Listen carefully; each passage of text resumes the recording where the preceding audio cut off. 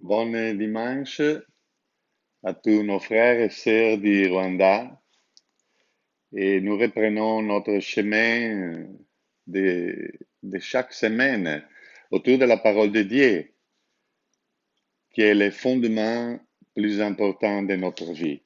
Le Verbe de Dieu, c'est même le Christ lui-même, et dans sa parole, nous pouvons connaître son visage, ses sentiments, ses intentions, et voilà.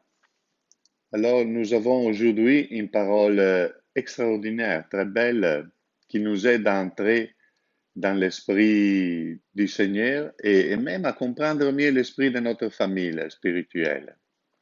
Parce que c'est une parole qui se place dans les discours missionnaires de Jésus. Jésus envoie ses disciples, ses apôtres, et il leur donne des instructions, il les encourage et il donne des avis particuliers. Et c'est dans ce chapitre 10 de l'évangile de Saint Matthieu qui se trouve le texte qu'aujourd'hui nous pouvons écouter comme parole de Dieu. Je vais le reprendre un peu de mots. Jésus disait à ses apôtres, celui qui aime son père ou sa mère plus que moi n'est pas digne de moi. Celui qui aime son fils ou sa fille plus que moi n'est pas digne de moi. Celui qui ne prend pas sa croix et ne me suit pas n'est pas digne de moi. Et il ajoute des autres choses que nous pourrions voir juste après. Voilà, donc c'est une parole très très belle. Jésus n'est pas venu pour rester indifférent au monde. Il appelle vers lui une réponse d'amour totale. Total est très très important, fondamental, primaire. Voilà.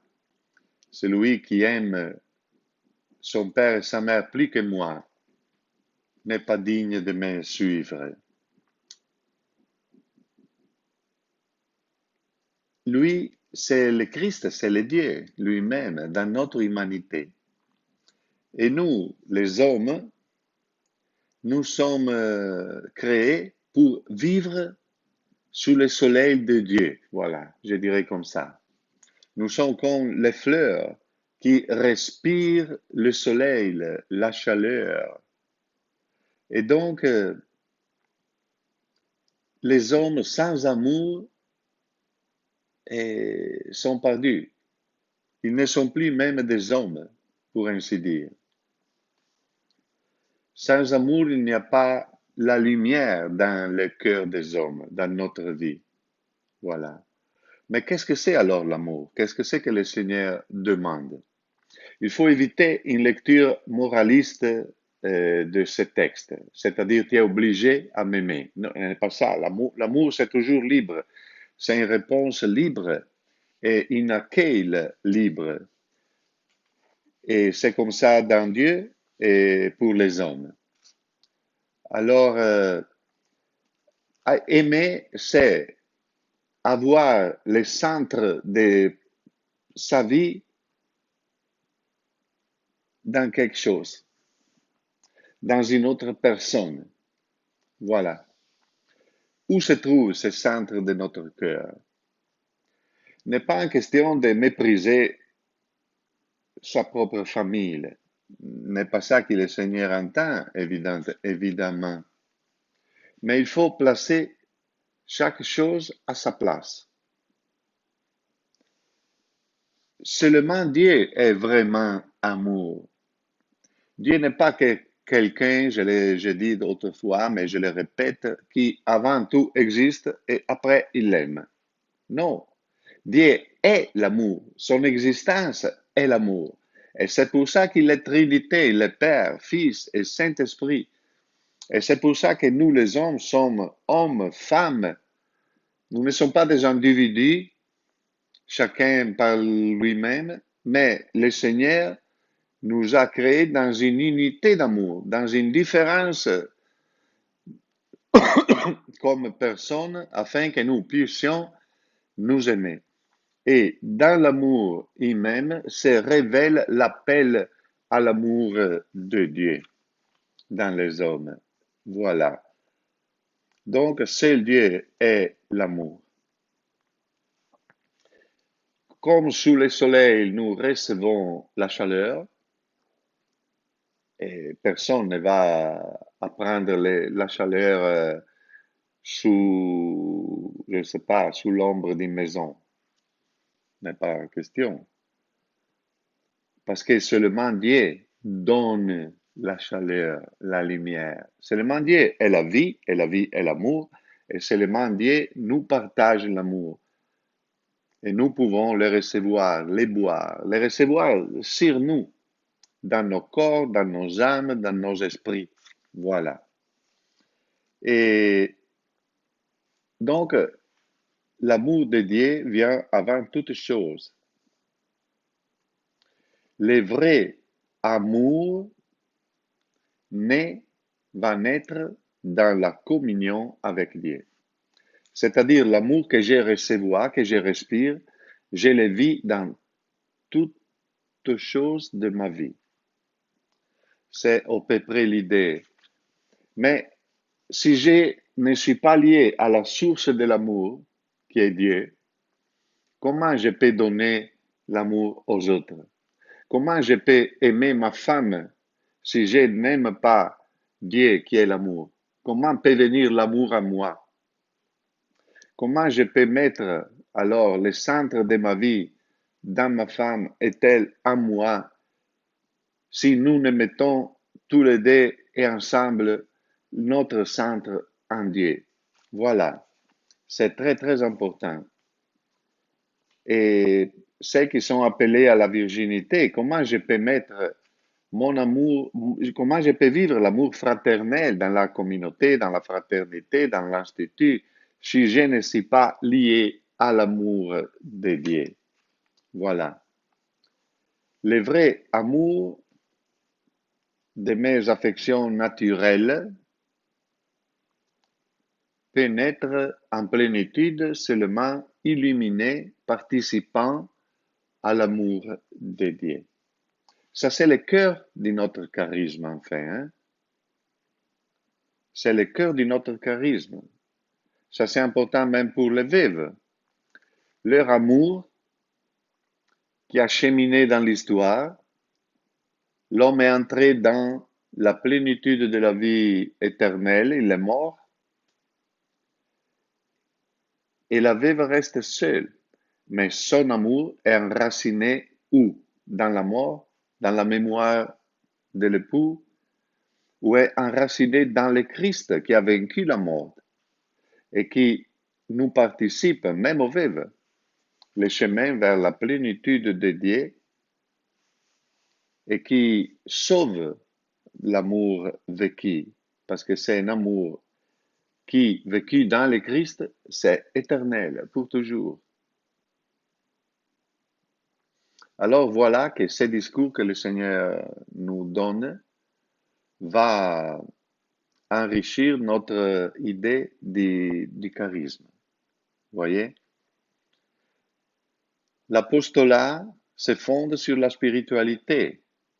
Notre charisme est composé par les deux dimensions de la spiritualité, une spiritualité profonde, un chemin de sanctification, qui veut dire devenir capable de recevoir et de vivre la vie du Christ en moi, donc l'amour du Père, du Fils, du Saint-Esprit en moi, et de le partager avec les autres.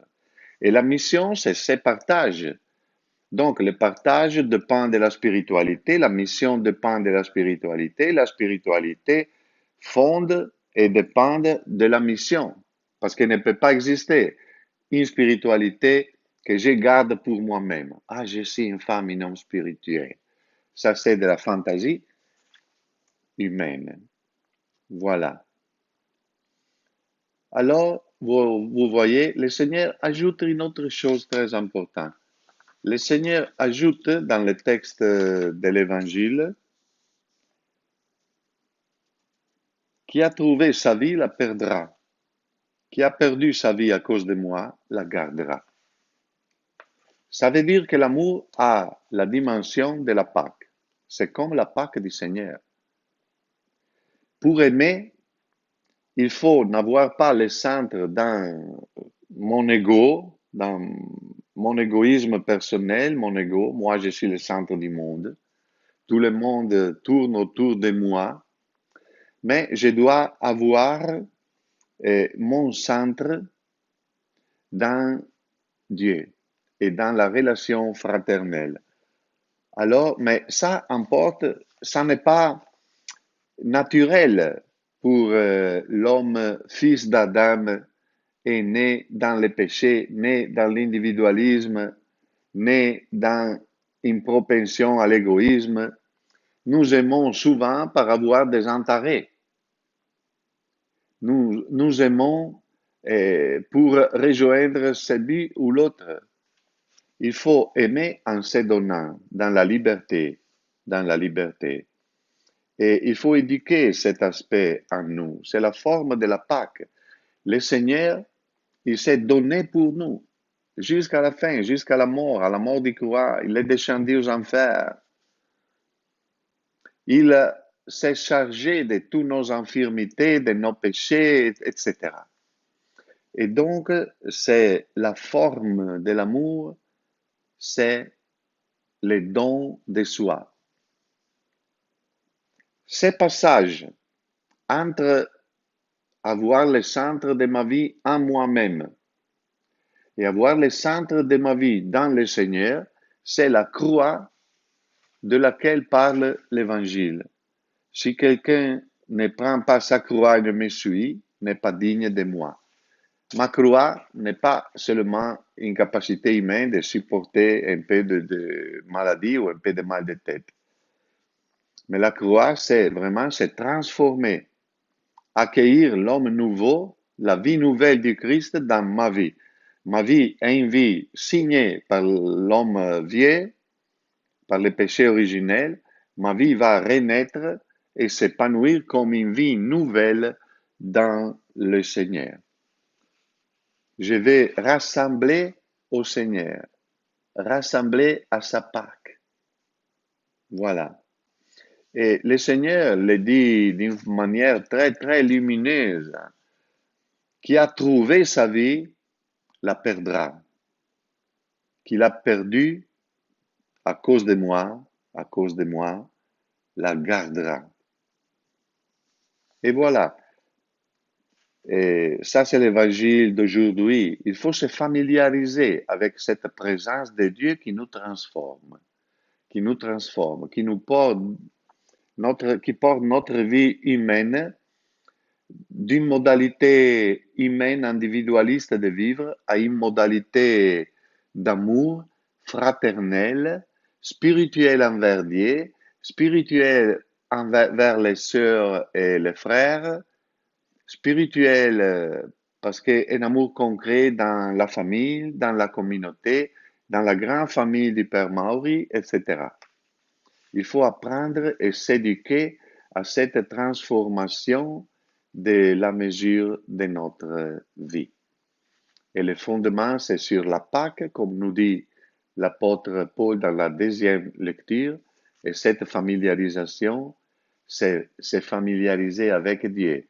Comme la femme, de la première lecture, s'est familiarisée avec les prophètes. Que le Seigneur vous bénisse et vous garde toujours dans la paix. Au nom du Père, du Fils et du Saint-Esprit. Amen. Bon dimanche à tous avec le sourire de Dieu et la paix du Seigneur.